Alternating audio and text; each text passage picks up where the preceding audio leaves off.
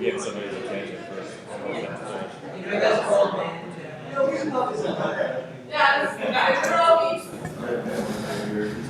Okay. Here we go. Oh, wait.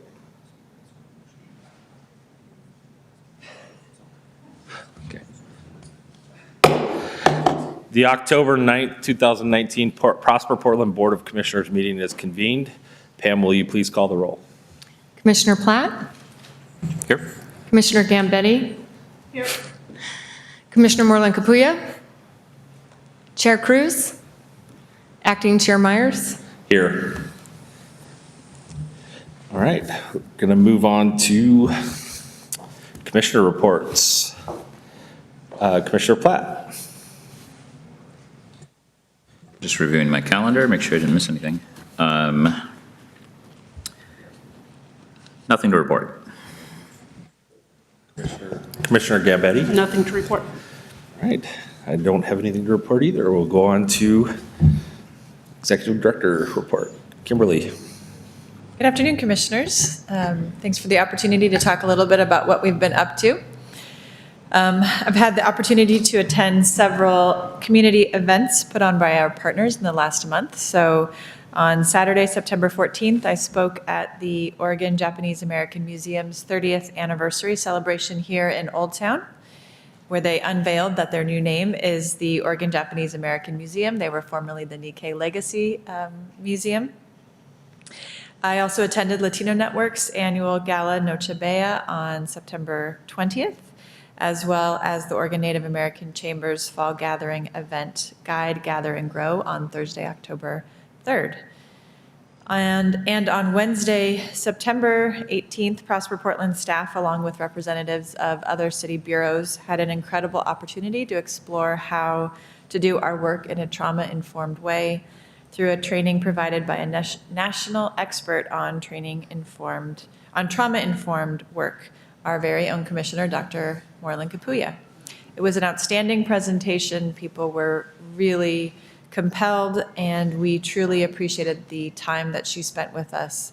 So I know the commissioner can't be with us today, but we really wanted to express our appreciation for something that was profoundly moving and really helpful as we do our work in the community. On Friday, September 20th, I joined Mayor Wheeler and participated in the Halsey 106 groundbreaking event. Along with the mayor, there were representatives from Human Solutions, Gerding Edlin, the Housing Bureau, and community partners. We were all there to commemorate the start of construction on this mixed-use development that was approved by you all in July of 2019. So we've talked a lot about the project, but I just want to take a moment to appreciate the incredible work that's gone on to get us to the place of groundbreaking. We acquired the property in 2008. So in the past 11 years, there have been a lot of people who've invested time to get us to this point. So Karen Harris, Susan Kuhn, Thea Munchel, Laura Alsenis, John Wasserman, Justin Douglas, Tony Barnes, Eric Iverson, Lisa Norwood, Elise Hendrickson, Carl Dinkelspiel, Ember Breckenridge, Wayne Schammel, Will Thier, Ann Mangan, Colin Polk, David Oburn, Lisa Abwoff, Dan Spiro, and no doubt many others all contributed, and it really was a wonderful celebration. Can't wait to go back in 18 months when it will be open and will be a beautiful complement to the new park that is just on the other side of the building. And on Thursday, September 26th, we kicked off the Community Budget Committee. As you'll recall, this year we are doing it a little bit differently. We have a 19-member committee that will be reviewing, as they generally do, our general fund, enterprise, and tax increment finance budgets. But we will be meeting longer this year and anticipate having an annual or a year-round engagement. So I want to acknowledge both the CBC members, the Community Budget Committee members' willingness and commitment to share their expertise, experience, and vision with us to help inform and prioritize our budget. And I also want to acknowledge Michelle Planbeck, Justin Douglas, and Myra Ariola for their great work implementing this new engagement process. So looking forward, just two things to note. In honor of the 60th anniversary of the Portland-Sapporo Sister City Association, Mayor Wheeler is leading a delegation to Japan from October 22nd to the 31st.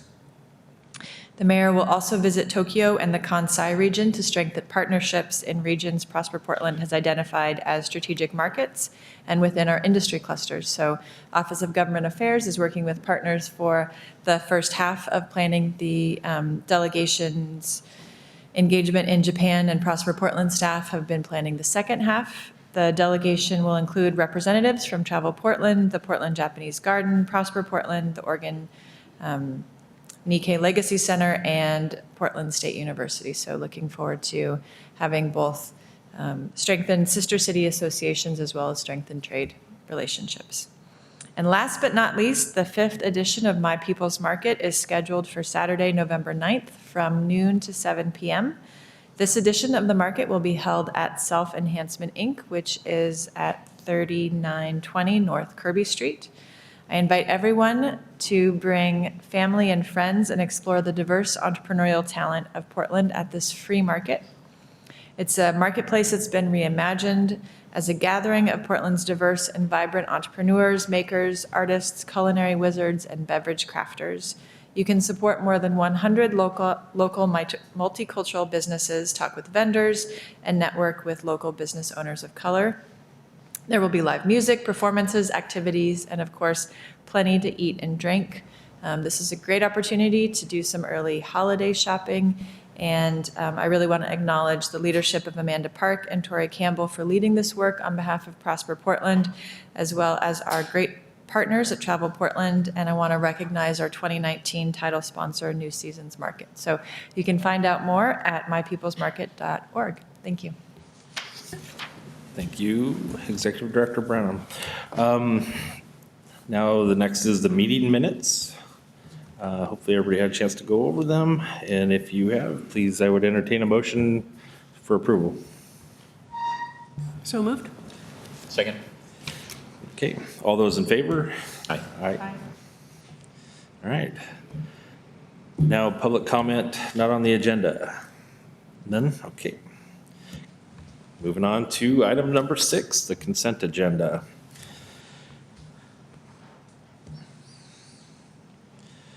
And I guess we would just go ahead and entertain a motion to approve Resolution 7342. So moved. Second. Okay, all those in favor? Aye.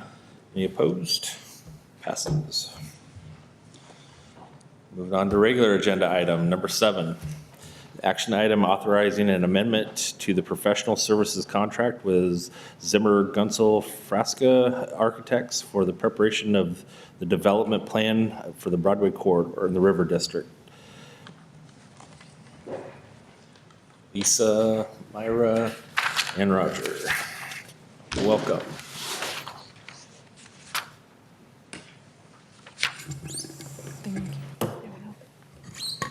Oh, sure. Thank you. Good afternoon, Commissioner Myers and Commissioners. So I have a team of staff here with me today, and we will be providing kind of an update on 3 key elements of the Broadway corridor project, ranging from kind of a community engagement report that really kind of closes out and celebrates a lot of the outreach work that we've been doing, all the way through to some of the elements of what we're negotiating today and the framework by which we are negotiating those different project elements. And then Roger's going to touch at more detail on the community benefits agreement that we are in the midst of negotiating. And it sets the context for the action that's before you today in terms of both what have we been kind of up to, what activities have we been investing in, what have we been learning along the way. And that has driven some additional costs that, while they're additional to the original contract that we entered into, in fact, it will be a savings on the back end because it's taking some of the design work to further refinement than we originally anticipated. And with that, I will hand it off to Myra for the introductory slides. Good evening, afternoon, Commissioners and Executive Director Branham. I'm Mayra Rola, Director of Equity, Governance, and Communications at Prosper Portland. And so, as you may recall, we have provided really in-depth information in previous meetings around community engagement efforts on the Broadway corridor. This slide in particular highlights the different type of engagement we conducted, and that there are two notable things. One is that we had more than 1,000 attendees throughout the length of the engagement process, and that almost half of the people and voices represented in the report were representative of communities of color in the area. The next slide. This highlights in more detail in the last 3 years, basically from 2010, well, almost 3 years, from 2017 to now, the different ways in which we designed community participation opportunities, from focus groups to pop-up shops, to having open forums, to hosting roundtables with specific communities, sometimes with different language opportunities, providing a lot of culturally responsive approaches to make sure that people had access to the information and that we were collecting in a really relevant way to different communities key information to inform our priorities, but also different priorities moving forward. So, as we shared with you, we just finalized the overall community engagement report for the project. We have shared that report with you, and we will share with the steering committee and the general public in the next few days. And some of the key things we wanted to highlight was the input we received both from the steering committee and the general public in the context of the guiding principles of the project. As you also may recall, these guiding principles are a result of the racial equity impact assessment we conducted at the beginning before launching the public process around forming the steering committee. And that tool and the subsequent steps we took to finalize it really became guiding documentation for us to approach how we were putting together the steering committee meetings and what type of engagement we were pursuing. So the first guiding principle that we are highlighting is equitable. The steering committee input refers to keeping spaces affordable and integrating affordable housing. From the public standpoint, the main priorities was, as we all know, housing, in not only housing, but increasing the amount of affordable housing that will be offered potentially through this project. And then also providing affordable and family-friendly amenities for people to gather. This is really representative, particularly for communities of color or younger generations that are families with young children. You know, how do we make this accessible to different parts of the population? The second guiding principle is accountable. From the steering committee's perspective, it was really important to deliver community benefits centered on racial equity. And that has been the stepping stone for how we're framing the conversations and what type of priorities we're approaching through that. Roger will give a high-level update on how the process is going. And from the public standpoint, they really wanted us to commit to having ongoing communication and transparency, particularly with communities that will be impacted the most. So what will be the trade-offs if we only can offer X amount of housing versus certain types of jobs? So what are the impacts in different communities?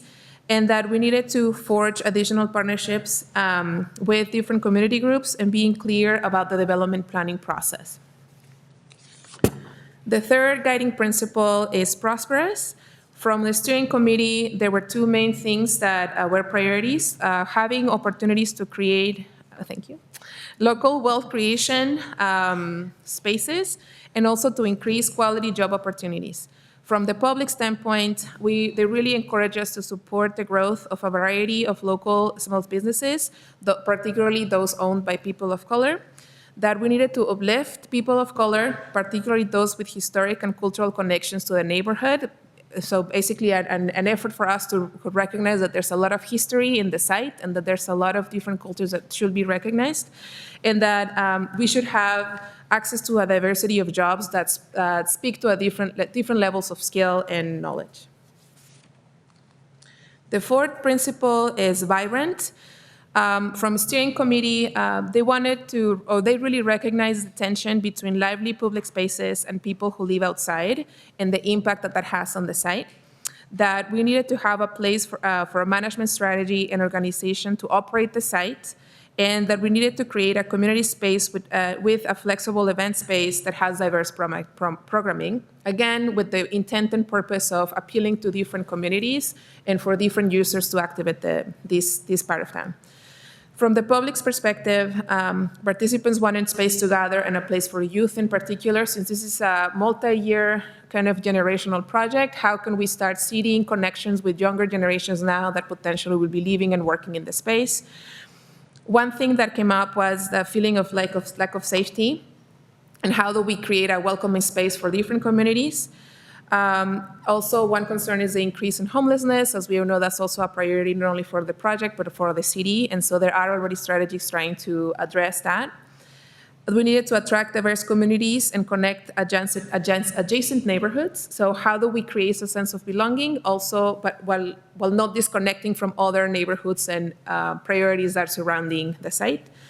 And that we needed to increase the number of people who can access the site to transit, biking, and walking opportunities.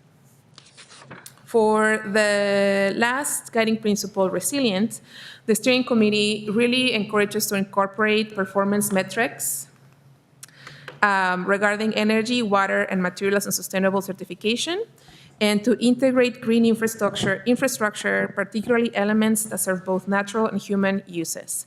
From a public standpoint, the main priority that was surfaced is that when people have access to transit, green space, and affordable amenities, traffic decreases, health and ecosystem improves, and small local businesses benefit.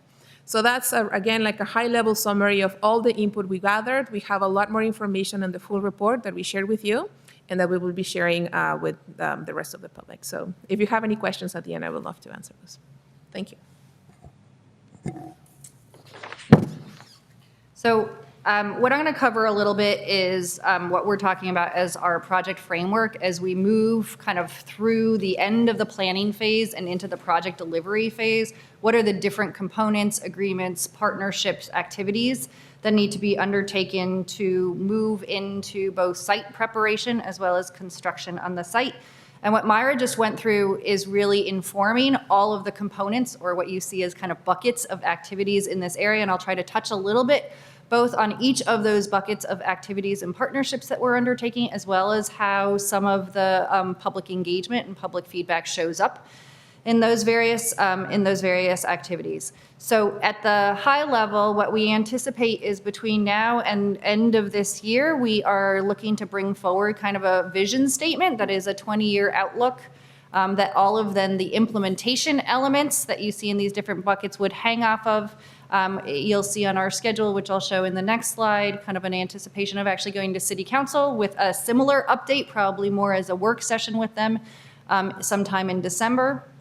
We're talking about this as landing 4 planes at once because there is not only kind of a multitude of activities that need to take place, but they are all interrelated and connected, both in terms of delivering on the project engagement and feedback that we received, but also to each other and making sure that we're not committing to a partnership with the developer that is not reflective of the partnership that we're engaging with on the community benefits agreement negotiation, or that we are not committing to something that the design commission, who is ultimately the decider or the decision maker on the master plan land use approval, would not be in alignment with. And so we're talking about this as all 4 of these planes would need to land at once and are key and critical to the delivery of the project. And what you see in this slide is that we anticipate doing that sometime next spring. So right now we're targeting February to March.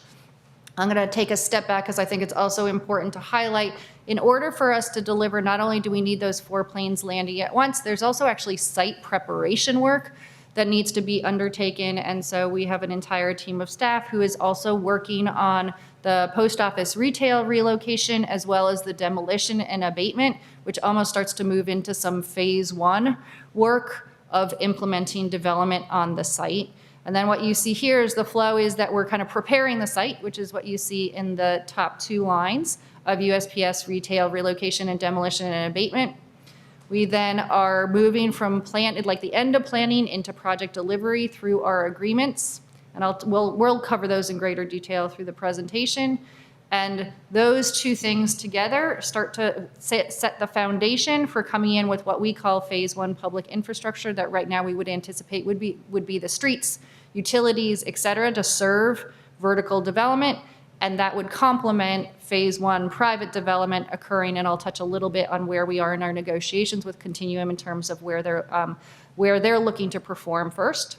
And then we are trying to keep kind of front of mind as well that we do have a line of credit repayment that is due. For those new to this information, Prosper Portland took out a line of credit from the city in order to acquire the site, and that line of credit comes due kind of towards the beginning of 2022. So making sure that we either have kind of alternative means and or land sales in place to take out that line of credit. So the first bucket or the first plane that we are actively probably 3/4 of the way through on and are aiming to submit our formal application to Design Commission here the end of October is a master plan. This was something that was required as part of the zoning code updates that went into effect in the past year. So it is, it's code language that requires that we establish a clear development strategy, that we think about the urban form and how it complements kind of the adjacent neighborhoods, how connectivity exists, where the open space will occur, how the street grid will come back into effect. It has a laundry list of criteria that we need to speak to as part of that land use entitlement process. And it really lays out kind of the long-term land use and infrastructure vision for the site. It is a process that we take through Design Commission. Design Commission is the approving body on, and we would anticipate approval of that. Right now, we're targeting that for March of next year. We've learned a lot going through the process, and we have been doing so in conjunction with our consultant team. So this is just a reminder, this is the consultant team that we've actually had under contract since the beginning of what we call the development planning phase, so pretty much since the beginning of our outreach strategy.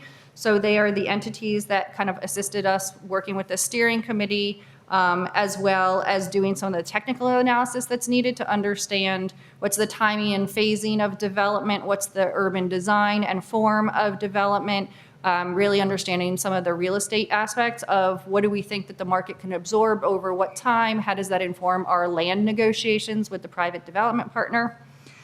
Just as a reminder, because it is the action that's before you today, the original contract as it stands today is at $2.4 million for that kind of full both support through the outreach as well as all the way through to land use entitlements. And we'll talk a little bit about what we've been learning as we go through the land use entitlements process that is resulting in the request for additional resources. And we just also wanted to highlight we are pretty intentional in putting the team together around really thinking about business and workforce equity within the design phase as well as the construction phase of the project.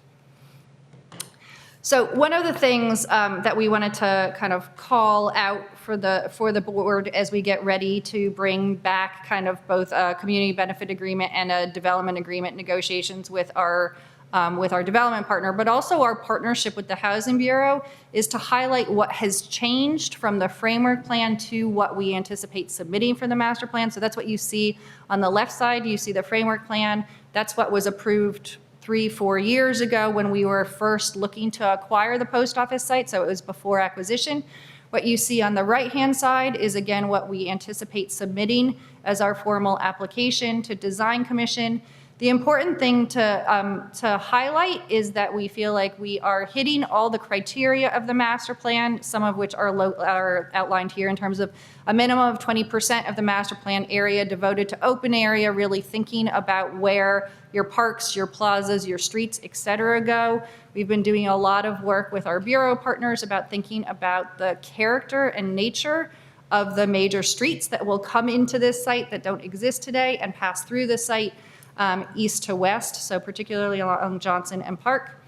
The important piece, and I apologize, this is kind of not the most legible given the gray bar that's running through the screen, but the important thing to note is some of those design elements have impacted the overall development footprint. So what you see as kind of the development footprint on the left side is much better informed and refined on the right side. and it has driven down the development percentage of the overall acreage of what's there today from 71% to 64%. And that has informed our negotiations about what kind of development can exist on the site, and in particular, our conversation with the Housing Bureau about what kind of form, because when you shrink your development footprint to get that same level of density based on market demand, kind of the development goes up. And the Housing Bureau has kind of a preferred both design and number of units that they want to see to make sure that there's not too highly concentrated of affordable housing in any one location and that it can be designed appropriately. The other things that we have been learning as we go through the master plan process, I would highlight we are one of 3 teams going through the master plan process. Again, brand new code, did not exist previously, kind of a very different version of this existed previously. One is the key, kind of the manner in which the floor area ratio or how development can occur on site has become key and critical. And the reason that it's key and critical is to make sure that we don't get too boxed in to not allow the market to pivot, whether that's in terms of density increasing or decreasing, or in terms of program changing. So if you're building a housing project, you have a very different footprint for your development than if you have an office building. And making sure that we don't get so constrained that we have to bring everything back for an amendment through the master plan process.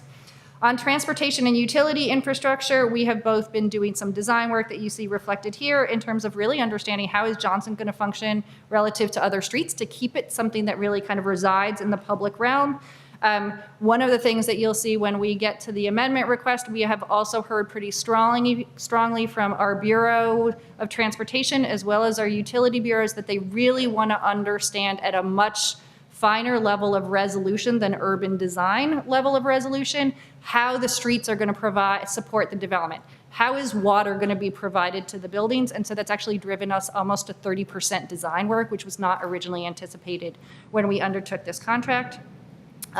We have posed some lessons learned back to our Bureau partners as well, which you see in those latter 2 bullets, which is we have learned that there are parallel processes that need to go through at the same time as the master plan, and in particular for this site, there are new right-of-way standards. So each area in the central city of Portland has its own right-of-way standards. The street designs that we are carrying here do not exist in those standards today, so we're actually doing a whole segment of work to draw up those standards, as well as eventually we'll need to do some parcelization on the property. And the other thing that we have flagged is making sure that there is flexibility up front so it doesn't cost either kind of us as ongoing landowner or the Housing Bureau or the private development partner kind of incremental and extensive costs on the back end when they need to come back in for amendments. So all of that leads us to kind of on the master plan component to request an increase of about $345,000 of additional scope. This is something that we actually have tasked and asked of ZGF and all of the sub-consultant team, and that is to get in place the River District right-of-way standards that I mentioned, the additional 30% design work that I mentioned, kind of additional project management that comes with execution on that work, and making sure that we have kind of appropriate contingency for master plan review and approval process, because we still haven't submitted, and so kind of right now we're anticipating 2 visits with Design Commission, but it could take longer. So I'll come back, that's kind of like the second chapter to the presentation. What we also wanted to make sure is that we didn't lose sight of some of the project delivery elements that need to take that master plan and move it forward into implementation. So the first one we wanted to touch upon is the disposition and development agreement that, and really highlight the fact that in order for us to deliver on the public engagement feedback we've received, the master plan that Design Commission hopefully is in support of, is a significant amount of private capital. And so and a private partner who can deliver on that private capital, bring those investors to bear, bring those tenants to bear, bring those residents to bear. And so what we wanted to highlight is the resources that we're currently carrying for public realm improvements relative to that private capital and how important that consideration is as we think about the timing and phasing of vertical development. What we've just started our negotiations with Continuum Again, hearkening back to some of the public engagement, I think they are very interested in the area of the parcel that is north of Johnson, and so that's reflected in our master plan application in terms of phase one. It also helps support some of the business equity and small business goals that we heard from the community during our community process. And then making sure that kind of the vertical development as it's phased in is also able to perform on the community benefit agreement obligations and negotiations that Roger's going to speak to a little bit, and making sure that we have a good sense of when funding and financing is needed, whether that's on the private side in terms of the 3/4 of the pie or on the public side in terms of investing in some of the streets and the parks. We also wanted to highlight that some of the disposition and development agreement obligations that get made, we will then pass through to our city partners. And in particular, those are the things that you see in the line item that right now has the gray bar on it called public infrastructure, where we are in the midst of discussions with all of the Bureau partners from Parks to the Office of Transportation to the Bureau of Environmental Services that provides stormwater to water about what are the different public funding mechanisms and their commitment to fund on the public infrastructure costs. We are right now getting those costs refined and updated so that we can make sure that we're putting in place a public funding and finance package that covers that gap between the 67 million and the 5 million. TIF is being prioritized. We have a portion of TIF within the River District budget that would go to those public infrastructure, but the majority of our tax increment financing would go to the site prep and USPS relocation just to get the site ready for development. And then kind of we are negotiating community benefits that would most likely, given some of the interest that you'll hear about from Roger, tie back to our land transaction with Continuum. So rather than tying to TIF, which is restricted to kind of what gets built, it could tie back to some of the more programmatic elements that we're hearing from the community is a priority. And with that, I will hand it to you for community benefits. Acting Chair Myers, Commissioners, Executive Director Branham. For the record, my name is Roger Gonzalez. I'm a project manager here at Prosper Portland working on the community benefits agreement associated with the Broadway corridor development. So bringing us all the way back to the beginning of what Myra had talked about, Prosper has received sort of a really broad amount and array of community input and public input through this robust public engagement process. And now that we've transitioned away from the steering committee, it's kind of gone square into the community benefits agreement negotiation.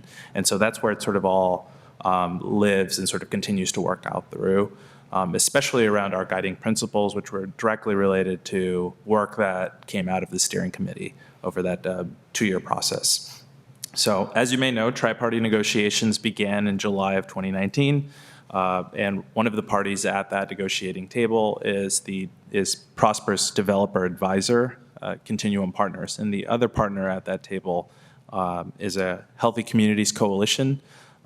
So it's a coalition of organized labor, environmental groups, and racial and social justice nonprofits. And so some of the members of that coalition are Verde, Oregon Tradeswomen, SEIU, Local 49, the Metropolitan Alliance for Workforce Equity, VOS, Living Cully. So there's a really, really strong coalition at that table. And it's really important to note that HCC, as we sort of Healthy Communities Coalition, is not new to this work. Several of the members that are on the coordinating committee that are at the negotiating table were also part of the steering committee process. And so it's really helpful to have folks who have been a part of this journey with us and are able to speak to sort of the intent around where was the steering committee at, sort of, and making sure that those priorities and the guiding principles sort of continue to inform our position around what ultimately gets negotiated within that CBA. This here is just a really high-level overview of HCC's platform related to the CBA. So as you can see, sort of they have, it covers, I think it's helpful to just talk about broadly that a CBA in this context is not just around the construction component of what gets developed on the site. It's also talking about the affordable housing related to it, community space and programming, the good construction jobs with career pathways. So they've proposed this Maui Metropolitan Alliance for Workforce Equity, CBA as the floor for all construction and pre-apprenticeship requirements. They want to see a high standard permanent job opportunities on site for working families, this idea that every job that's on there ought to be a good job. The wages and benefits and protections for worker rights to organize, the establishment of a workforce development and standards enforcement fund, fair shake for minority and women-owned construction contractor opportunities. So we're really talking about wealth creation opportunities within that site. Multimodal transportation components. This is related to the streets and transit and sort of wanting to achieve a level of walkability and bikeability associated with that site, ensuring transit passes to employees and residents. And then, of course, the sustainability. There's a continued desire to see a mitigation fund to pay for air quality and active transportation improvements within Cully as a result of the move of the USPS site to the Colwood site in Cully. And then, of course, features that increase climate resiliency, and ultimately the accountability and oversight. So wanting to make sure that we have a strong oversight, strong accountability, strong sort of, that we achieve the outcomes that we're looking for on this site. As you see, like the guiding principles in this platform, they're not sort of, if you notice that they're not unaligned. And so we're to date have discussed the sequencing of the chapters. So as we're calling it, sort of the CBA chapters, meaning like each of the components to help us structure our negotiations around how do we get from here to ultimately the negotiated agreement itself. And again, as Lisa spoke to, landing these 4 planes all at once and sort of within proximity to one another. We've also sort of really spent a good amount of time digging into the construction element of this, as the Maui CBA is a pretty unpacked, very sort of robust document, and wanting to understand more about that. And then having sort of a deeper dive related to their platform on the topics of operations phase, the job quality standards, multimodal transportation, mitigation for impacts to community, and business equity. And so that's where we're currently at right now. Coming up, sort of in the preview section of this is that we have a few more chapters to cover, so that would include the tenanting, affordable housing, sustainability, and the oversight pieces. And so what they're doing is sort of giving us an introduction around each of those, and then we're moving into sort of a co-creation phase. Like, what is this actually going to look like? What are we ultimately going to land on?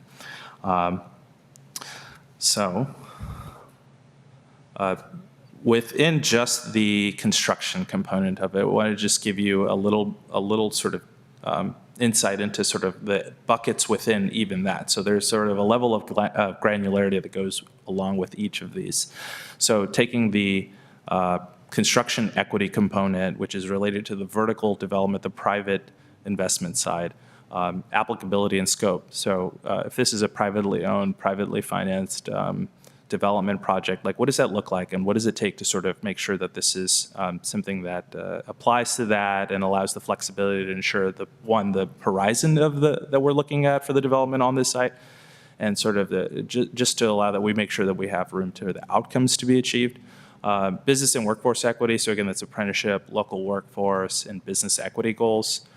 Workforce recruitment and retention, which is like, how are we hiring folks? How are we making sure that folks have opportunities for jobs on the site? And what kinds of trainings can we provide to ensure that this is a sort of culturally inclusive, safe workplace? There's no harassment, that folks feel like they're able to come to work and do their best.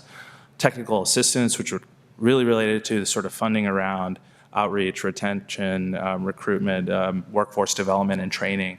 And then ultimately, again, oversight and compliance, which is if there's an oversight committee body, what does that composition look like, and what are the responsibilities? What is their role, in terms of problem solving, dispute resolution, making sure that we're looking to achieve and get at the goals that are associated with this agreement.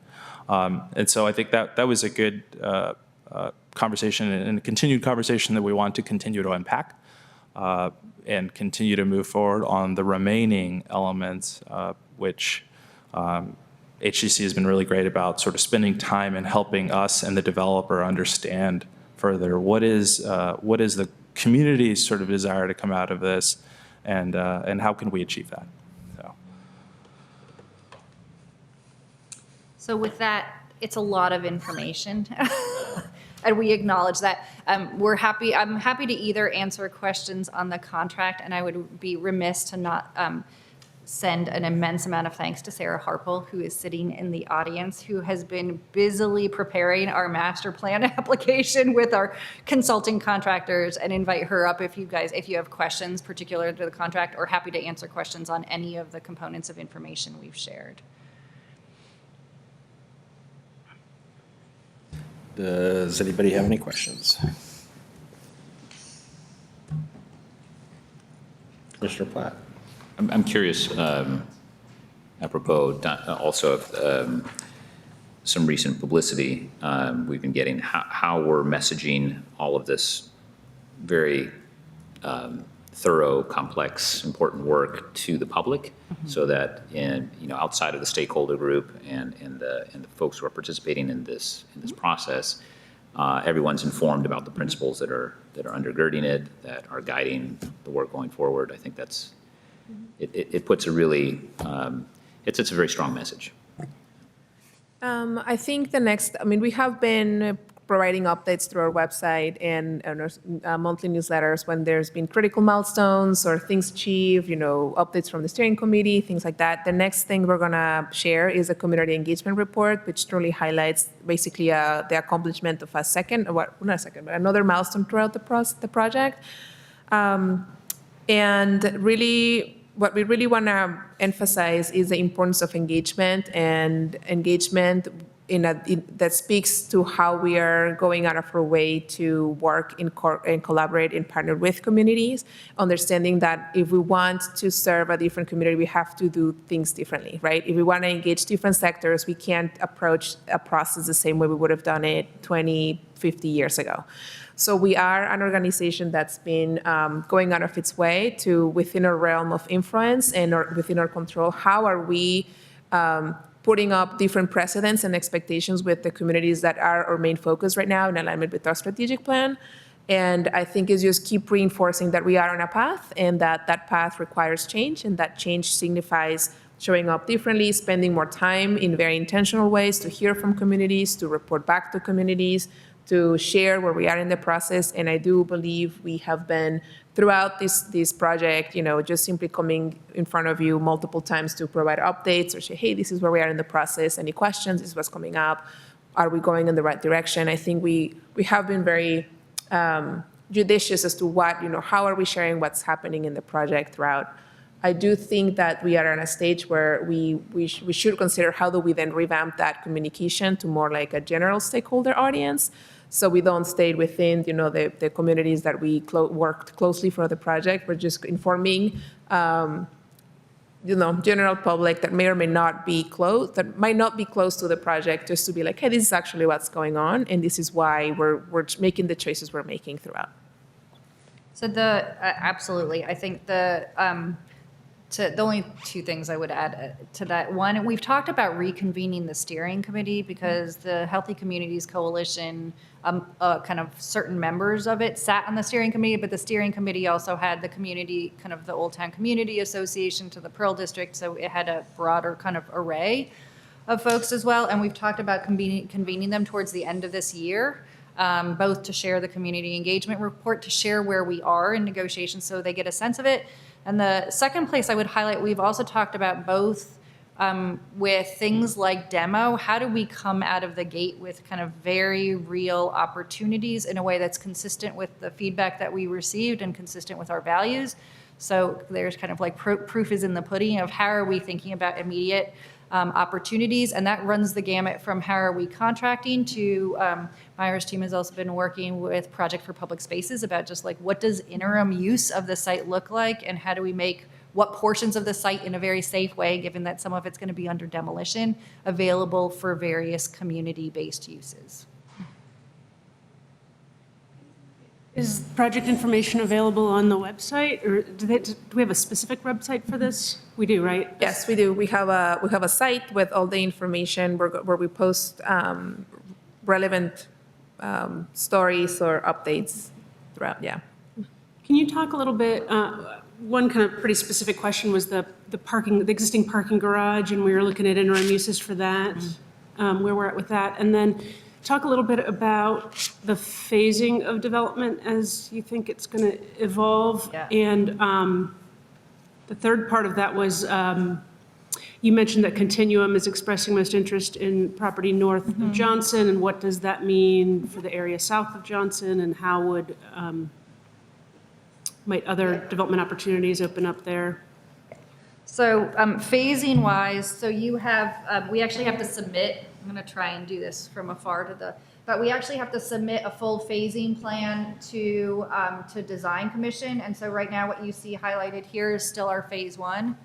And so it would include kind of the area north of Johnson, as well as this half parcel, because that is one of the parcels that we're in discussions with the Housing Bureau on, so that you would have kind of an affordable commercial site that is adjacent to the eventual kind of park and also along Johnson Avenue. Phase two would then be available to occur once this is where the main post office building pretty much runs here. So in order to prep that portion of the site for development, the main post office building needs to come down. And in order for that to occur, the USPS retail needs to be relocated because we can't start demolition of the property until the retail has been relocated. So this would be phase two. And then we're actually looking at using the existing parking, actually starting now, more for kind of adjacent users who have need for parking, but eventually also as we're thinking about our parking calculations, particularly for phase one development, and based on some of the sustainability goals we've heard, really leveraging this existing parking to support the development north of Johnson, so we don't have to build it to full market demand today in terms of financing the project. We can leverage the existing parking and use it for phase one development. Does that? And so the first phase of infrastructure would be what? Yeah, the first phase, it's a good question. We know that it's definitely Johnson. We've heard a lot from the Office of Transportation that they would like to see Johnson go through, that they anticipate self-performing on Johnson because it is a public street and it's a really significant public street, I think, and it has utilities in it. I think increasingly we're also hearing that there's kind of an interest in potentially building Kearney all at once as well, and that's probably going to depend on both our partnership with the Office of Transportation and Continuum. It really depends on how you can start building off of this site today because you have 9th Avenue already there. And so do you want to pull your utilities and your street improvements, particularly for more of like a back of house development related function versus front of house public realm function incrementally, or is it better and more effective to build it all at once?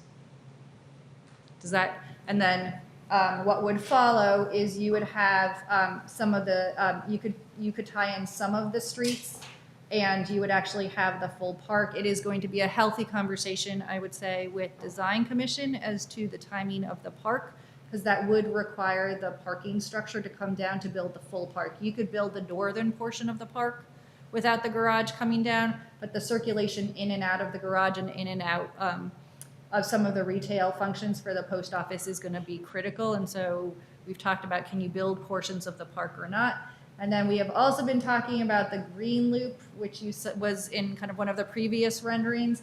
And most likely we anticipate that that would incur in phasing because the green loop right now as proposed comes down at 30 feet above grade so that it meets up with the Y of Lovejoy and Broadway here. It would then come across, cross kind of just to the south, cross at about 15 feet, I believe it is, above grade here on a bridge, and then cross over to the zigzag that you saw in the building or a structure that's at the north end of the park. And so clearly kind of all of these elements would need to occur as adjacent or development underneath them occur. Yeah, yeah. Sure. Come, yeah.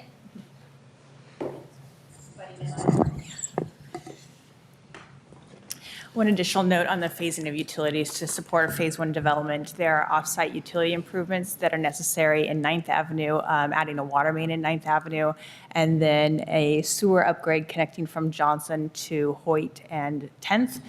Both of those off-site improvements are necessary for the first building to have utility access. We're also assuming that water utilities within Johnson and Kearney are looping, which is driving the need to construct both Johnson and Kearney to their full extent in a first phase of development. All of the utilities to support phase two then attach into that utility infrastructure. So those buildings can follow anytime after phase one infrastructure, and that development may actually run concurrent and be unlocked with phase one infrastructure utilities.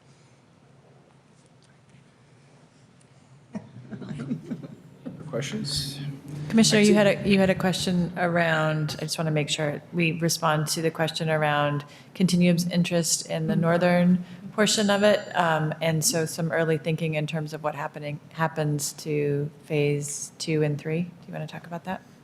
So currently, as we mentioned, or as Lisa mentioned, Continuum is interested in north of Johnson, particularly starting with parcel 7, because it has the most immediate utility and transportation access available.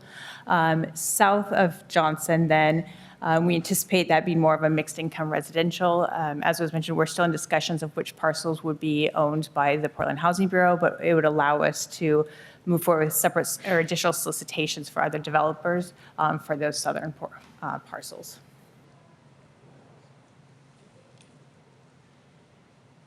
So presumably those solicitations would just be direct across the Portland with Disposition. And just as a reminder, and we also have Block R, so we also have, right, eventually what you're seeing in the master plan, because that's what was required, is just this portion of the development planning area, but we also have this parcel. We have kind of a lot of thinking underway around Union Station, and then we also have Block R.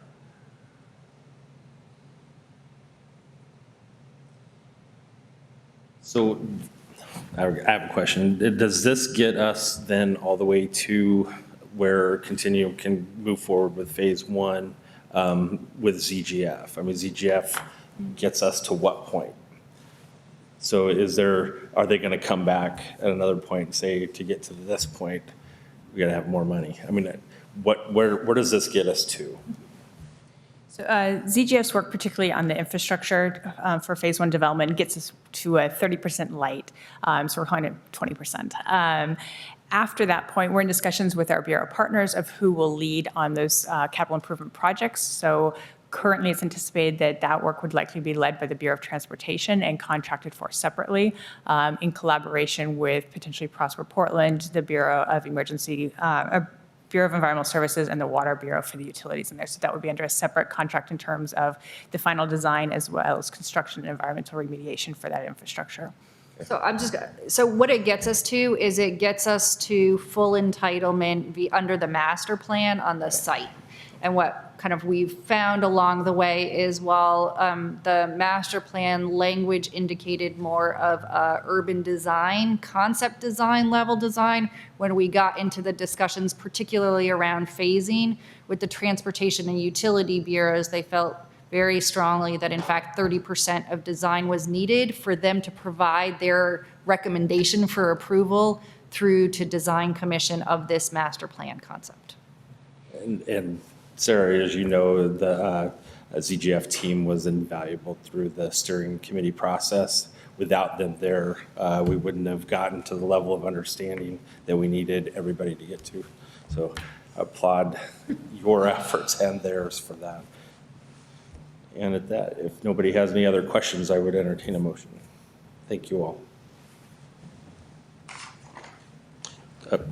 Action item is to amend the professional service contract with ZGF Architects for the preparation of the development plan for the Broadway corridor in the River District Tax Increment Finance District. So moved? Second. All those in favor? Aye. Any opposed? Good. Passes. Thank you. Thank you. Myra, you get to stay. Action item 8, authorizing Prosper Portland's participation in the Construction Careers Pathways Project Regional Framework. Myra, Rahi, and John Cardenas. You're up. Rahi, ready? Hi, Rahi.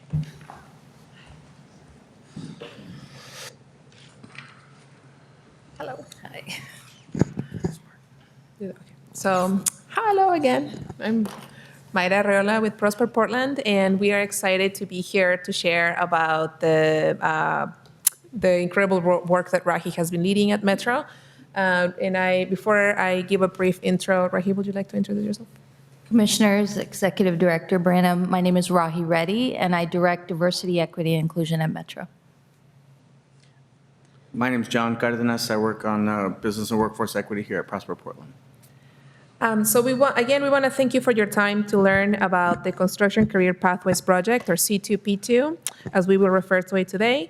The goal is to create a shared regional policy framework for increasing career opportunities for people of color and women in the construction industry.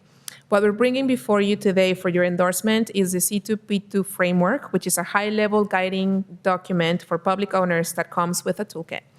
We know that labor is a major contributing factor to the rising cost of construction projects. So while the project's focus is on women and people of color, the strategies in the framework will increase the recruitment, training, and retention of all workers in the construction industry.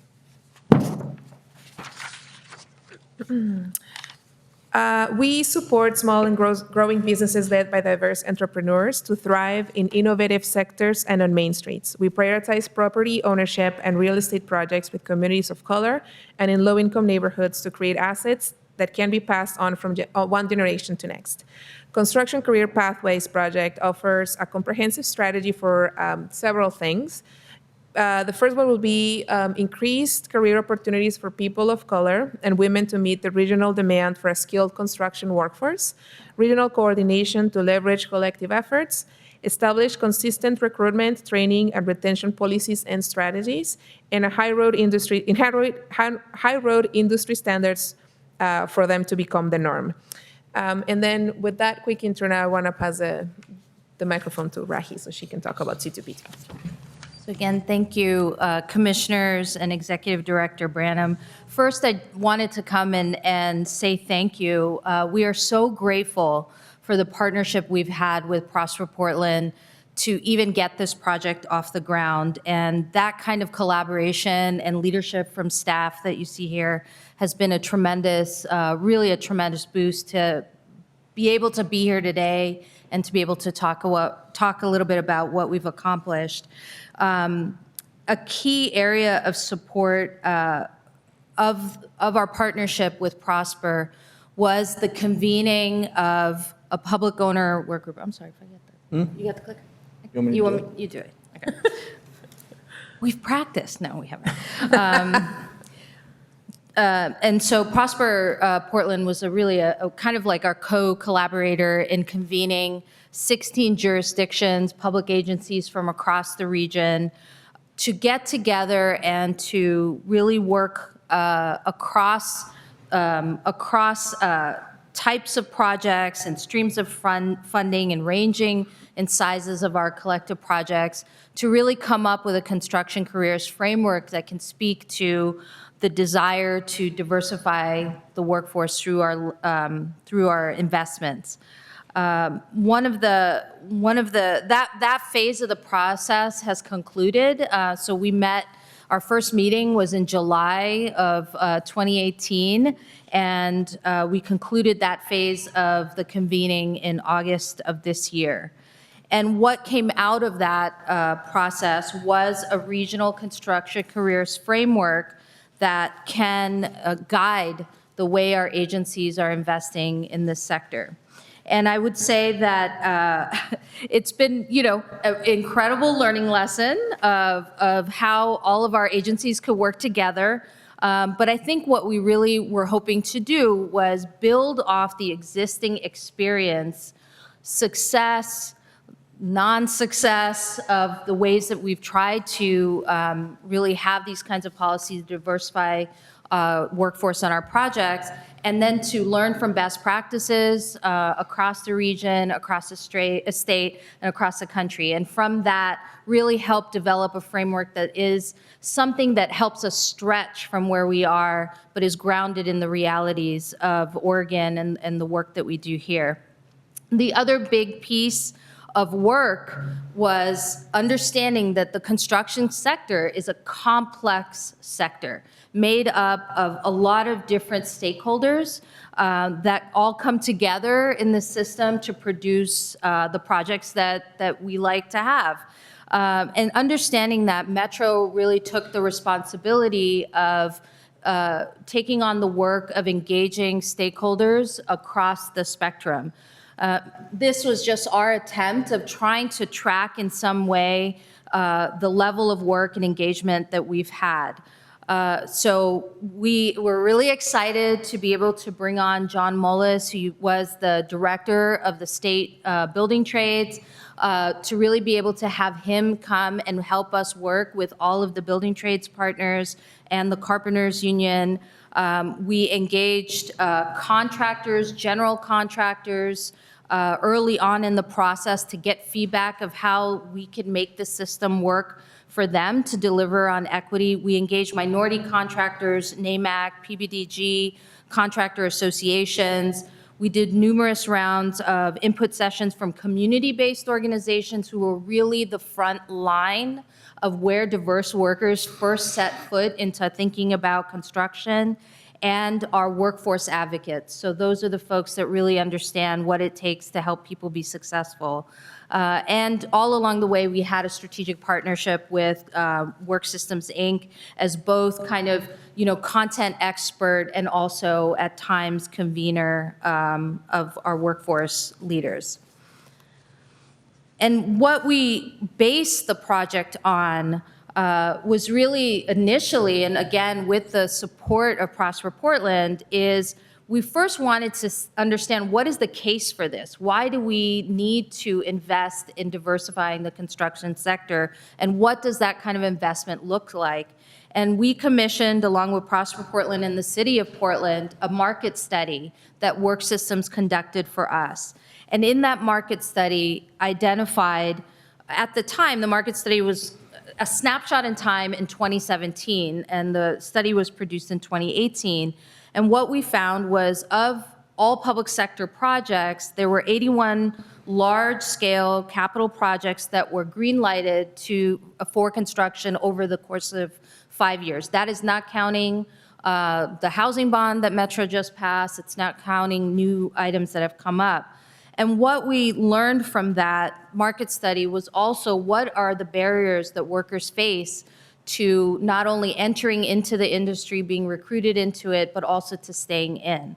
And so it was both a look at kind of the market in that traditional sense, but also the labor market and what was happening to workers. And through that process, we were able to learn many things. One thing is a lot of times agencies, when we think about diversifying the construction sector, we think about contracting. And that's great, and we should continue to have opportunities to ensure that we have diverse contractors on our projects. But what we also learned was that we need a broader comprehensive strategy to really address workforce in that sector. That though it's important to ensure that women and minority-owned firms can successfully bid on projects, that only gets you so far. That contractors of color doesn't necessarily mean all their workforce are diverse.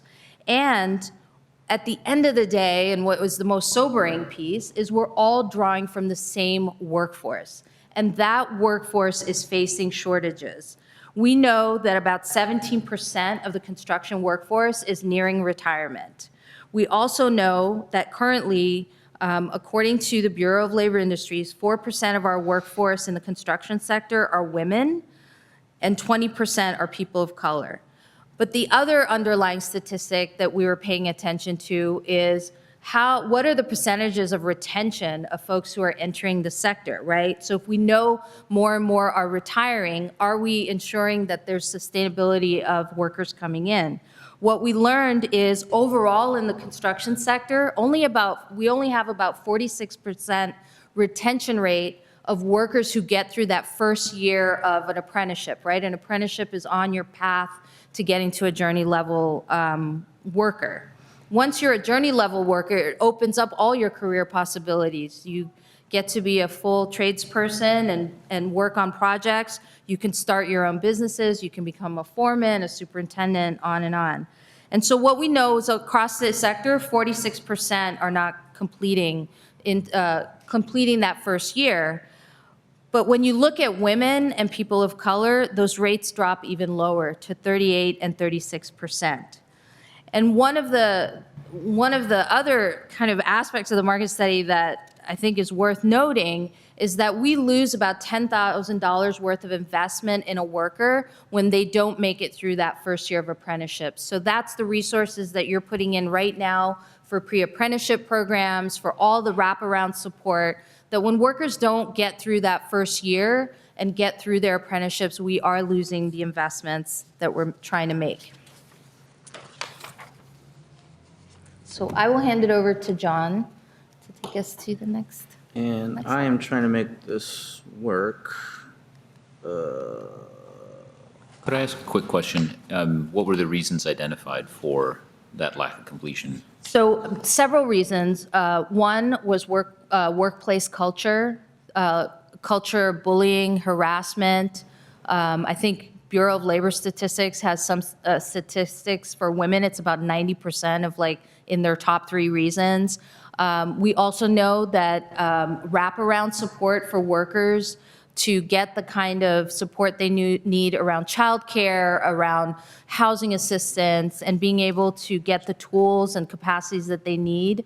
And then another big piece is mentorship of really entering an industry that relies so much on being trained and mentored through the work.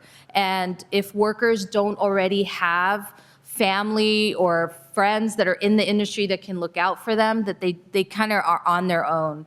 And so those are just some of the 3 reasons. And we do have the market study, which will, I don't know if it was already shared, but we'll share with you, that goes into more in depth.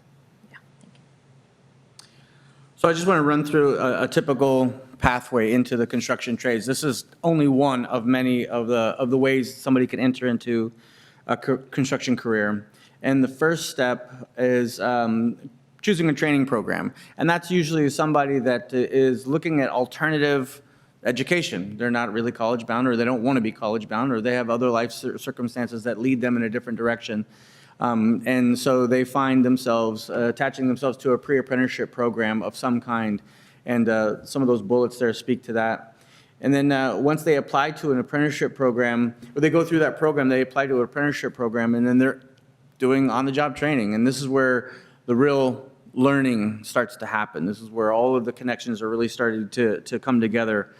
And this is where people really get to see whether or not this is the career they want to be on. And there's a lot of decisions to be made at the second stage. And then once they're through that process, and the apprenticeship process is approximately 5 years, depending on the trade. There's, like I said, it's not easy to get through that program, but once they do, they're on to what they want to do with their lives. And I'm sure, Commissioner Myers, you probably know this path better than anybody, and how many roads can lead off of this path. But this is where most people start to figure out whether or not this is actually for them. They've stuck it out this far, and then this is a make or break decision time typically.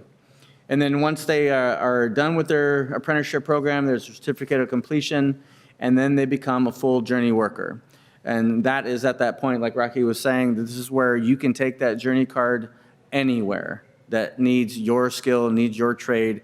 You have the freedom to move around the country, to take your craft and take your service almost anywhere, and you're guaranteeing yourself a job. So it's a fantastic career path if that's for you.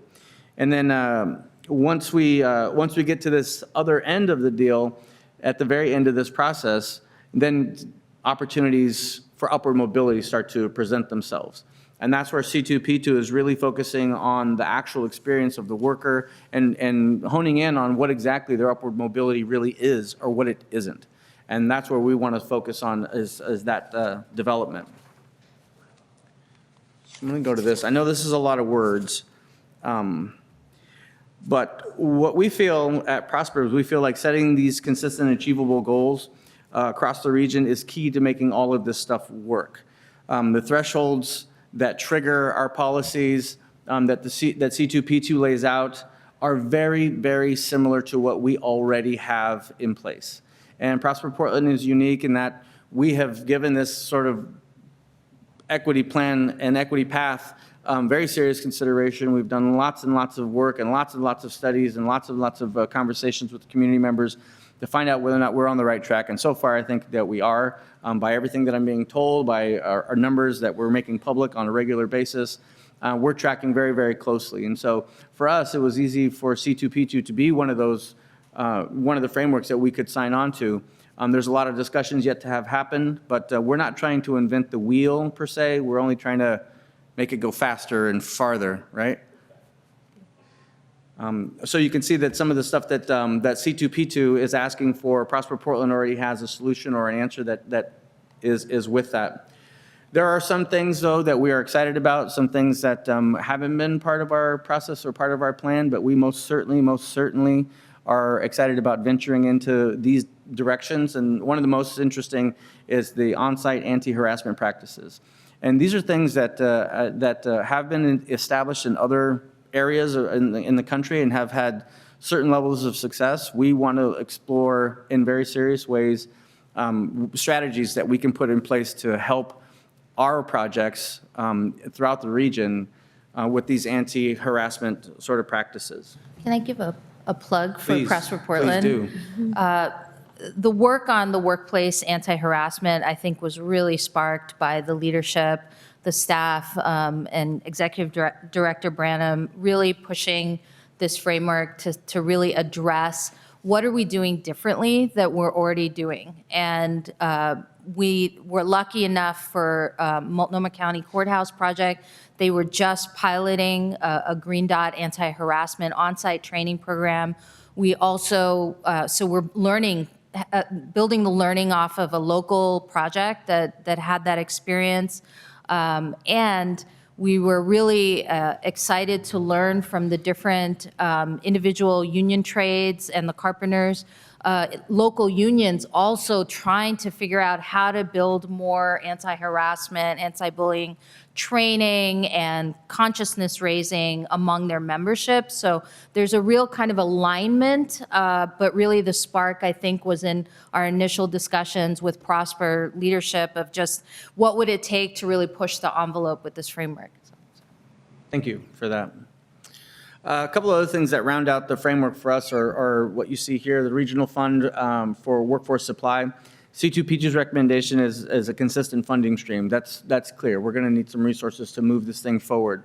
And what that's prompted us to do, that's prompted us to really think seriously about a percentage of some sort to go towards this workforce development and this workforce creation, the development of the pipeline. We're doing some of that work on behalf of the city, but we're exploring our own percentage towards that workforce diversity. And then the regional collaboration is our opportunity to continue to have a voice at the table, to continue to be both leader and follower there, share our knowledge and share our wisdom, and keep our ears open so we can learn from other people that are doing higher level work. And lastly, we know that in order for us to pivot to this next phase of building a table of partners who are going to move forward with adoption of C2P2 framework, construction careers framework, and then to start building that work together, we really wanted to make sure that agencies had support among the stakeholders. So we've been working with numerous stakeholders to get pledges of support signed. And you can see this is just more and more coming in every day of really different members of this system saying we support a construction careers framework and we want to see its success.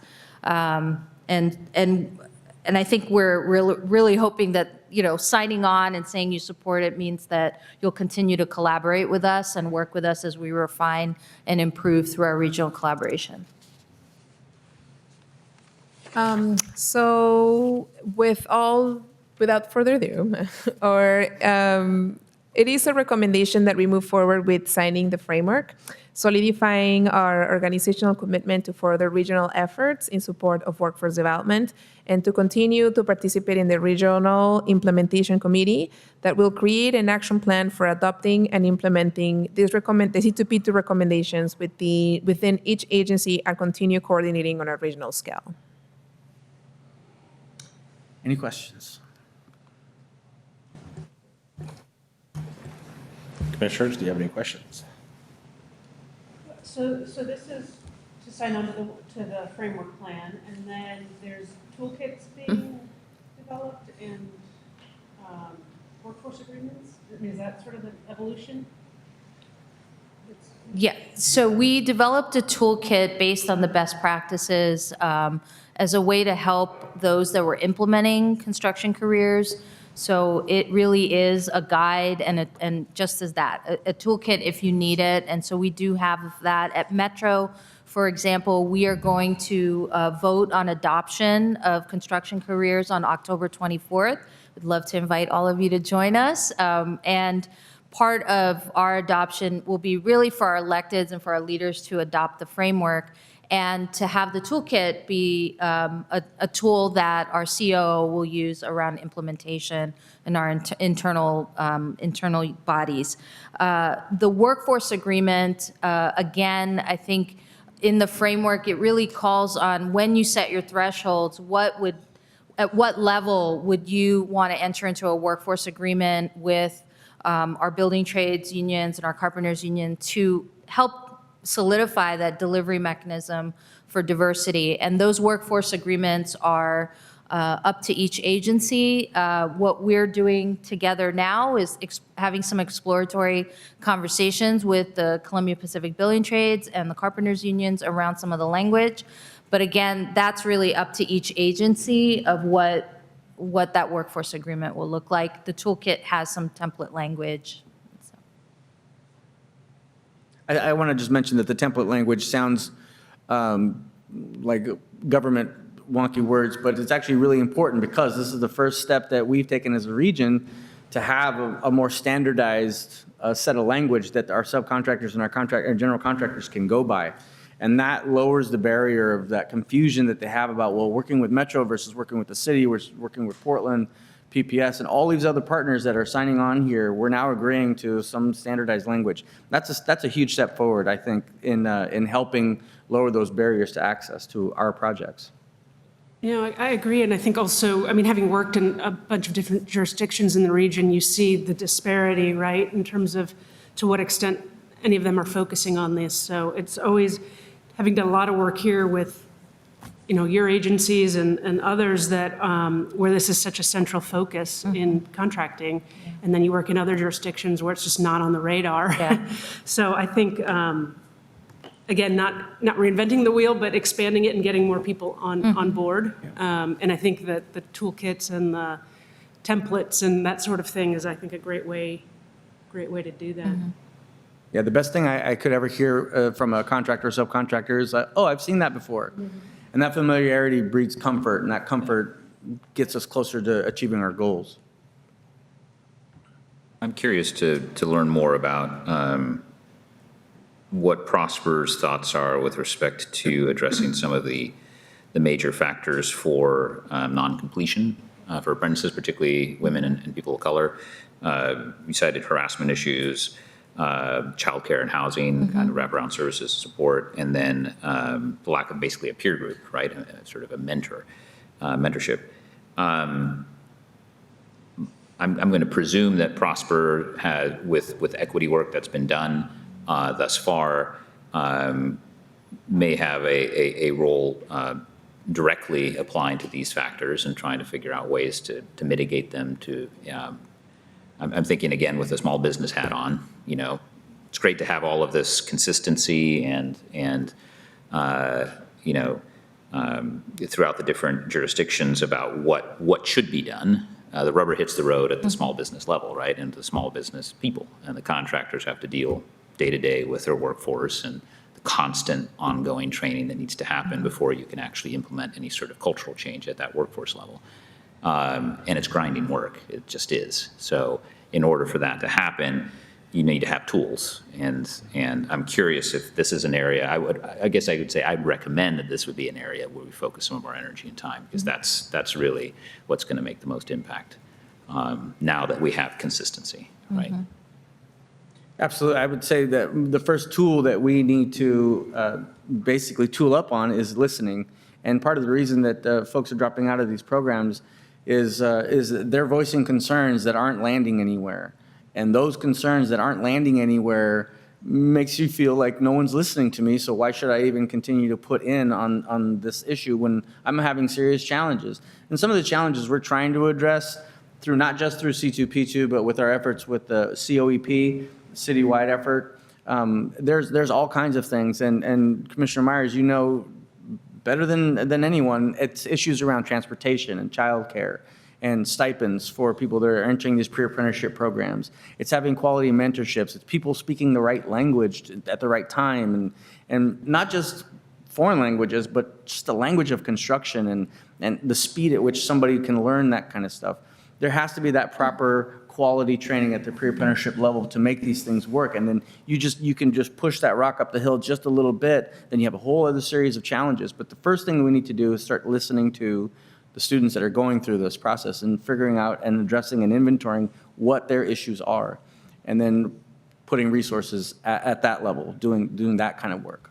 And I would just add that having the regional collaboration with multiple agencies gives us the opportunity to actually catalyze our investments, because right now you have one project, one agency, and you're trying to solve for a system-wide problem.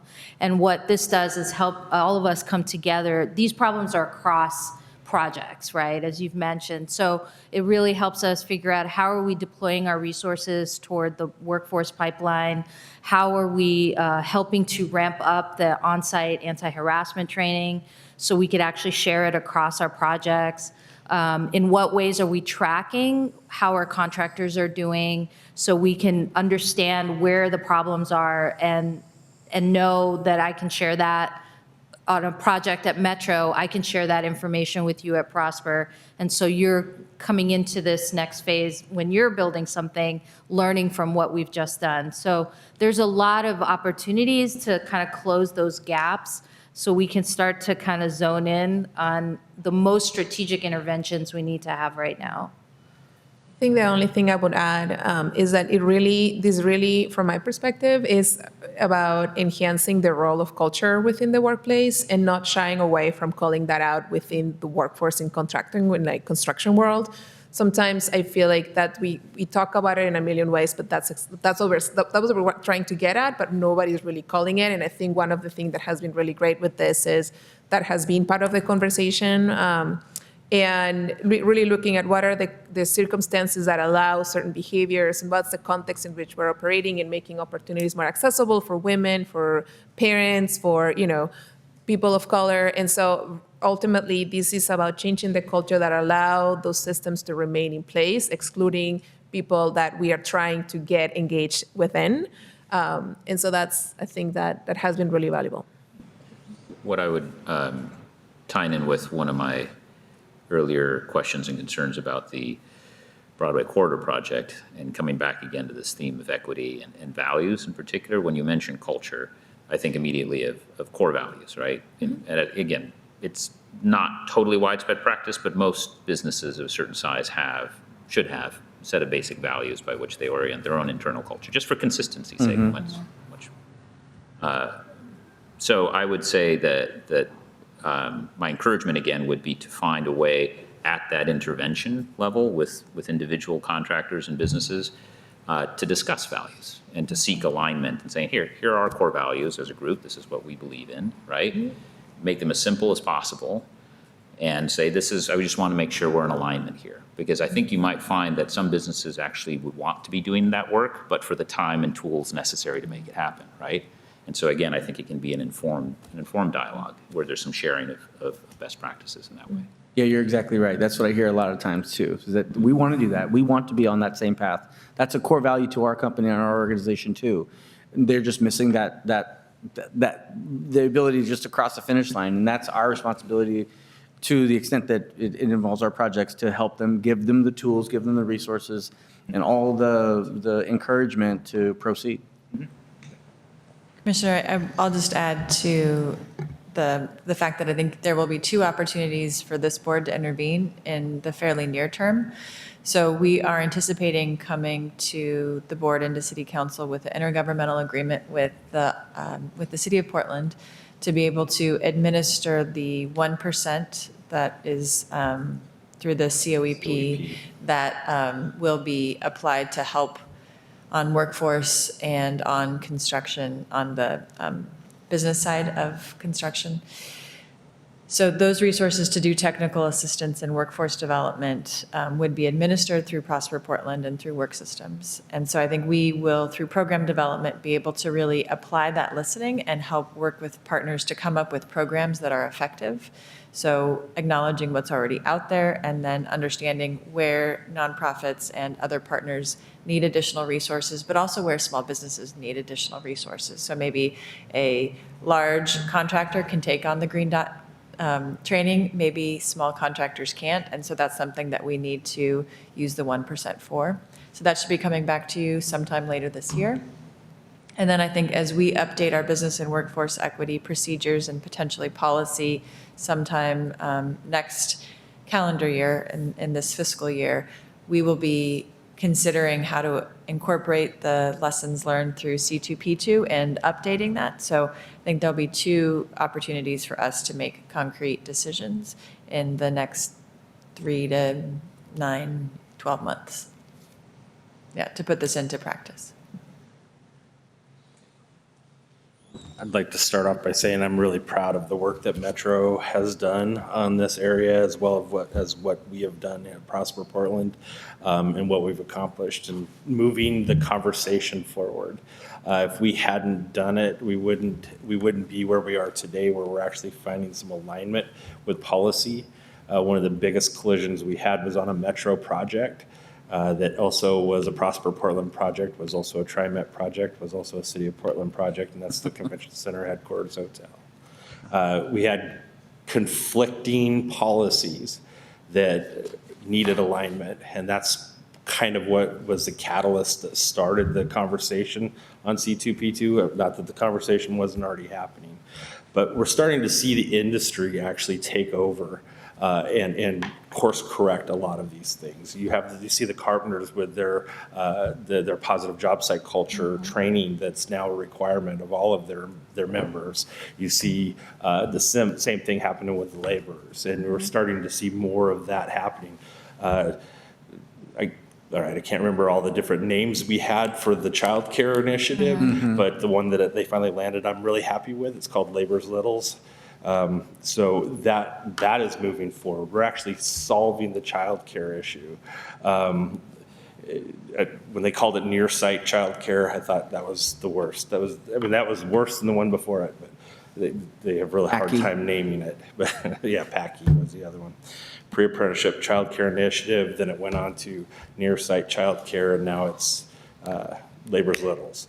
So it goes beyond just pre-apprenticeship. Yeah. Pre-apprentices usually do 10 weeks without pay for training before they become an apprentice, or before they become eligible to apply to an apprenticeship program. It's 10 weeks of pretty intense training with no pay. It's not on the job at that point, but how do you afford childcare when you have 10 weeks of no income? So some of these problems are being solved by industry, and some of them are falling short. And it's nice to see that we're actually coming together and solving that problem. I've always had a problem with the 1%, because as we blow this to scale, as we blow this out to scale, 1% is too much. And I would like to see us come up with the number that's the right number. Yes, we could spend 1% of $16 billion, I think is what the total number is. That's a lot of money, by the way. It's more than what I think we have the capacity to spend with the current structure that we have. So saying that, I'm glad that we're coming together. We can start aligning this. I think that cost will actually come down, and thank you all for all of your work on this. And I'm excited to move forward on this. Nice. Thank you. Might I just add appreciation on this one really quickly to say how much we appreciate Rahi and the work that Metro has led on this one. I think we felt like it was long overdue, and with your leadership and the collaborative table that you've created, I think we're really excited to continue to be a partner. So we want to thank you. Yeah. Very proud. So if we don't see you have any more questions, entertain a motion to approve. So moved. Second. All those in favor? Aye. Any opposed? Okay, thank you. Thank you. Thank you. All right, we will now adjourn the Prosper Port Board meeting and convene the Portland Community Investment Fund Governing Board meeting. We technically do not have an acting chair for the Portland Community Investment Fund. Therefore, since Chair Cruz is not in attendance, I would like to call for a motion to appoint a PSIF Governing Board acting chair for this meeting. So moved? Second? Who would you like? Oh, sorry, I will nominate you, Vice Chair Myers, to be acting chair. Second. Okay. All right. Thank you. Then, all those in favor, I guess? All right, thank you. Congratulations. Thanks. Action item number 9, approving the 2019 application for new market tax credits. Will Adam Lane and Justin Douglas work your way up to the front table, please?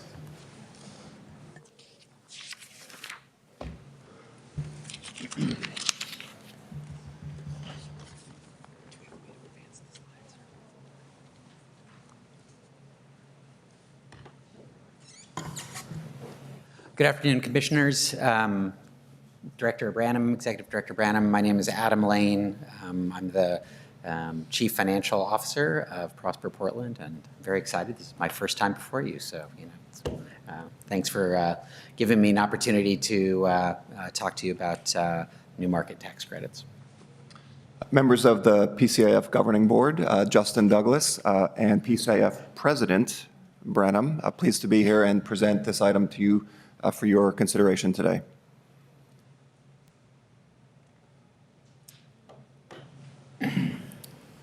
This is, I believe, PCIF's third application for new market tax credits in recent years, going way back in the history of the PDC. I believe it was in the round 2 of the, at the time, brand new market tax credit program.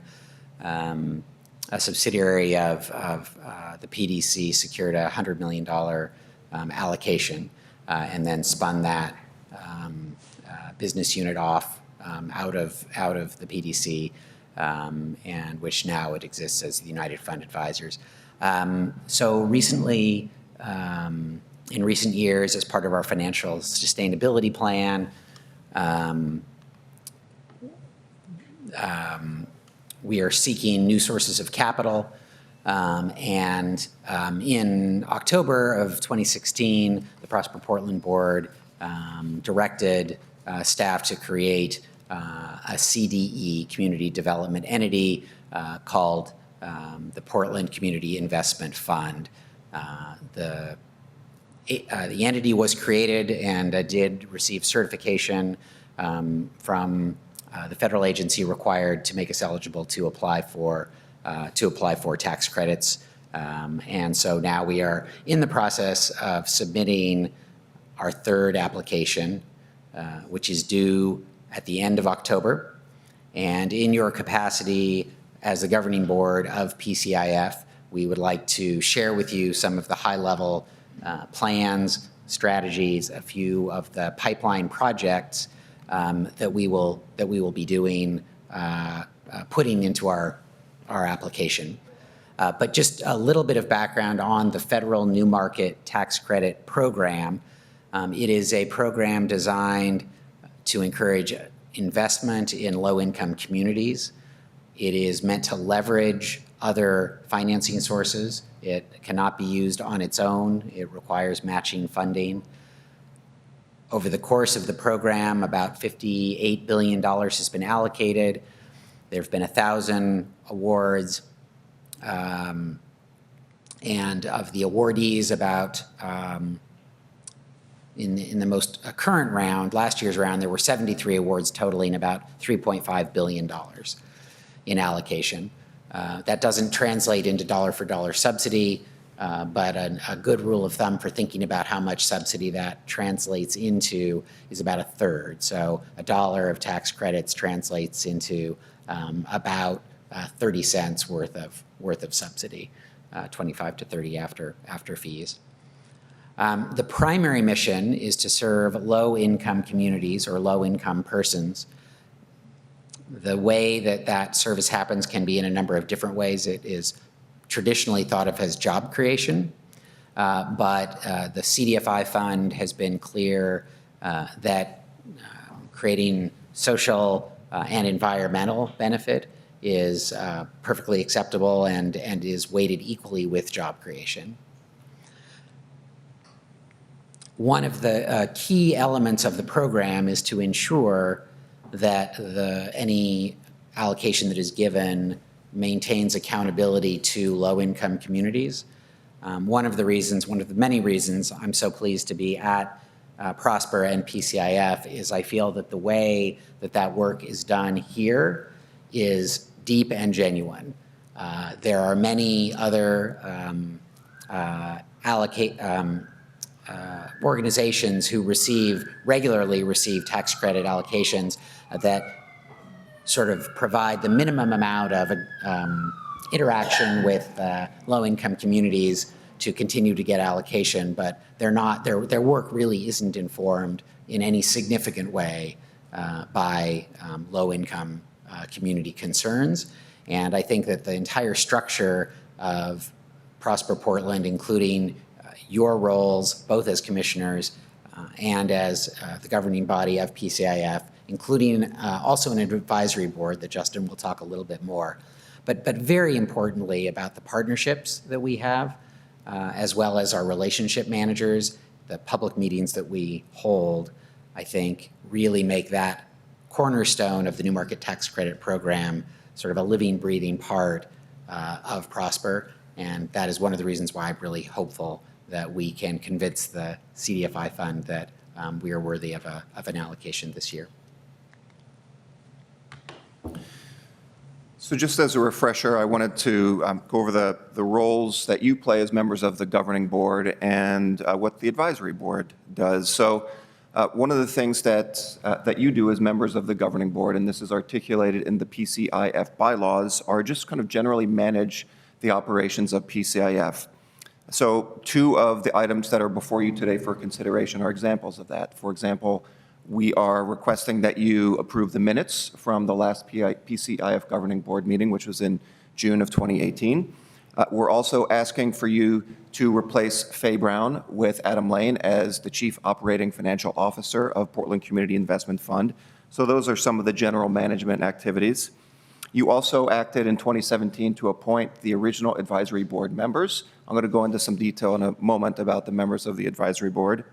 The third thing that we're being asked for you today is a critical role of the governing board, and that's actually to approve the submittal of the application itself.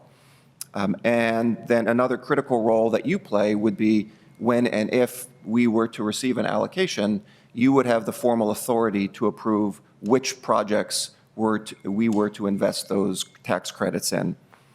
By contrast, the advisory board is just that, advisory. What they do is to help inform the projects that we feature in the application. We held a meeting with them on September 30th of this year, and I'll go into a little bit of details on some of the feedback that we heard from them then. They also serve a role as representing low-income communities, and I'll go into more detail on that in a moment. And they, should we receive an allocation, they also would be recommending those projects that we should fund, but ultimately, again, that would be up to your discretion and approval. These are the 7 members of the advisory board. These are individuals with experience or expertise relevant to redevelopment, community economic development, which could include neighborhood business management and ownership, financial lending or resource development, community leadership. The Community Development Financial Institutions Fund requires that in order to meet our accountability to low-income communities, that 20% of the members of either the governing board or the advisory board either live in or represent an organization that serves low-income communities. Our bylaws for PCIF set a higher bar. They require that there's a 40% threshold of meeting the low-income communities. And as of now, I'm pleased to acknowledge that 100% of the members of our advisory board either live in or represent organizations that work on behalf of low-income communities. I mentioned that we met with the advisory board in September, and one of the things that they did was provided us with some of their thoughts and advice on our 2019 application. So at a very high level, and this is described a little bit more in the materials in your packet, our application for 2019 is once again going to be a request for a $60 million allocation. And the strategic priorities are the same as in prior years at a high level, fostering job creation, prosperity and wealth creation, and investing in underserved neighborhoods. But I will say that we are changing a little bit of the focus of the application this year. One of the things that we have realized is that in some respects, the way that the CDFI fund makes allocation, that the decks are stacked against PCIF. And the reason that I say that is that of the 270 applications that were received in 2018, Adam mentioned that 73 were funded, and that's about 27% of the applicants. So about a quarter of the applicants received funding. In what's called the debriefing document, this is what the federal government shares with applicants after the application process to tell us what we did well. Once again, we scored in the highest third of all of the applicants, so we continue to score well. That said, only 16% of the applicants who received an allocation in this past year had a focus area that was a city. So about 85% of the applicants either focused on rural, non-metropolitan, or multi-state regions. So if you put it another way, that means that there were only 12 successful applicants whose mission is focusing on cities. And in a country that is rapidly urbanizing, that's a pretty remarkable statement that only 12 applicants from across the country whose mission is to focus on cities were funded an application. So one of the things, we obviously cannot change our service area. We're still going to focus on Portland. But one of the things that we would like to do in our application that would strengthen our chances of getting an allocation is to focus more on projects that offer assistance or provide opportunities for operating businesses. Now, in the last 2 years, we have had pipeline projects that did offer opportunities for operating businesses, but we really focused more in our strategy on community benefits, on community serving facilities, on educational facilities, and without putting probably as much emphasis on the operating businesses. We've selected a pipeline of projects this year that's included in your packet that really, for all 6 of them, we can really emphasize the fact that we would use this application or the allocation to focus on operating businesses. Another conversation that we had internally and at the advisory board this year is whether or not it would make sense, given that the majority of the successful applicants focus on business finance instead of real estate projects, is whether or not it would make sense to submit an application that would provide resources for a revolving loan or for some sort of business finance. I think the way that we look at that is it's something that we might take up next year. The Prosper Portland Board several months ago approved a new Thriving Small Business Loan product that's designed to serve priority businesses. Staff will also be bringing 2 new loan products at the November Prosper Portland Board meeting that are attempting to kind of bridge these accesses in capital gaps. So I think by a year from now, we should have a good sense on how those products are faring and a much better sense of how well we are to get product out the door. And that might inform in our 2020 application whether or not we create a revolving loan. For this year, however, we thought it was most appropriate to continue to focus on real estate projects, but again, those that would support operating businesses. As a refresher, the eligible projects need to fall within qualifying census tracts. This map changes from year to year. The important thing to know here is that the projects that we're featuring either need to fall within the dark gray census tracts or the red census tracts. The dark gray census tracts are those tracts that have a poverty rate that exceeds 20%, or the median income of the households within those census tracts are below 80% of the median of the Portland metropolitan area. So all of the gray tracts meet that qualification. The red tracts are what are known as severely distressed tracts, and those are tracts that both meet or meet either of the qualifications I mentioned for the gray tracts, but they also have an unemployment rates at least 1.5 times the national average, or poverty rates greater than 30%. So why this matters is that to the extent that the projects that we have are located within the severely distressed tracts, those will receive a higher rating from the folks who review our application.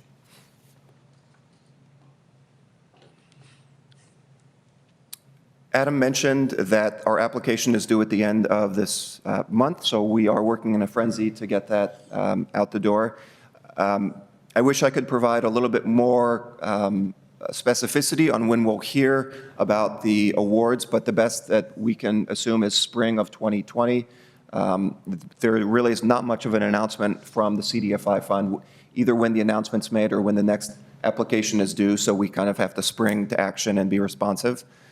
That said, if we do hear in spring 2020, we estimate that the earliest date for project funding decisions could be in 9 or 10 months from now in summer of 2020. So just to recap, in the resolution that is before the governing board, there are basically 3 actions. The first is to approve the meeting minutes. The operational matters are, as I mentioned, approving Adam's role as an officer of the Portland Community Investment Fund. And then the third is approving a submittal of a 2019 allocation of tax credits. Oh, I will just mention throughout the presentation here, we've included photos of projects across Portland that have been funded by New Market tax credits. So the Union Gospel Mission just a couple blocks from here, the Mercado. This is Albina Head Start. And I wanted to call your attention to 2 other projects. This is the Halsey 106 project, which the Prosper Portland Board recently approved funding for. And this is the Asian Health Services Center project in Lentz. And I thought it was important to include these because both of these projects happen to fall within tax increment finance districts. And if we were to receive an allocation in the future, all of the resources, put simply, through our tax increment finance districts, we could augment those and replace those with the New Market tax credit allocations to leverage the investments in our TIF resources to deliver additional public goods or invest those TIF dollars in other projects in the community. So these are 2 projects that in the future we'd like to think we would have the opportunity to fund with either TIF or with a New Market tax credit allocation. So with that, happy to entertain any questions. Excuse me. Anyone have any questions? Don't see any questions, Justin, so. There's no questions. I guess we're gonna take the action on all 3 at once. Yes, you can take a motion to approve resolution, PCIF Resolution 4. PCIF Resolution 4, and we've already spelled out who's replacing Faye. It's included in the whereas clauses and now therefore is in the resolution itself. Yes. Thank you. Just to comment, I mean, thank you for all your work to do this. I think it makes a lot of sense to go back. I think there was probably a huge effort to get the first application put together, and now hopefully it's more of a tweaking, right, each time. And I know it's crazy competitive to get an allocation, but I think it would be a great opportunity to be able to invest in these projects. So fingers crossed that the 3rd time's a charm.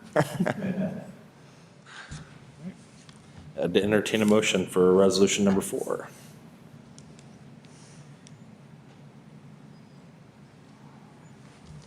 So moved. Do I need to read it? No. Oh, sorry, resolution number 4, authorizing an application to the Community Development Financial Institutions Fund for an allocation of New Market tax credits, appointing a chief financial officer and chief operating officer, and addressing certain matters in connection with the operational and administrative functions of Portland's Community Investment Fund. So moved. So moved. And I heard a second. All Second. those in favor? Aye. Aye. And that's it. So you. I gotta find my page. Thank you very much. Good luck. Thank you. All right. We will now adjourn the Portland Community Investment Fund Governing Board meeting and adjourn the Prosper Portland Board of Commissioners meeting. There being no further items on the agenda, the Prosper Portland Board of Commissioners meeting is now adjourned. Good. Thank you, everybody, for your patience with me.